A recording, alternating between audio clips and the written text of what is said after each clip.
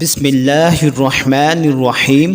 Collect knowledge کے ناظرین، دل کی گہرائیوں سے السلام علیکم۔ آج میں آپ کو اس ویڈیو میں نماز عید کا وقت بیان کروں گا کہ نماز عید کا وقت کب ہوتا ہے۔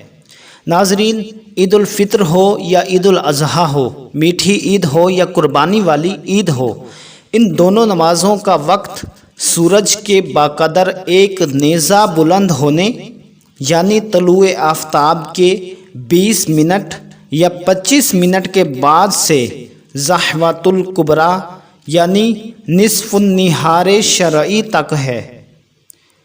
مگر ناظرین، عید الفطر میں دیر کرنا چاہیے اور عید الاضحیٰ جلدی پڑھنا چاہیے۔ امید کرتا ہوں آپ کو یہ ویڈیو ضرور پسند آئے گی۔ ویڈیو کو لائک کریں، کمنٹ کریں اور چینل کو سبسکرائب کریں۔ Thanks for watching my video.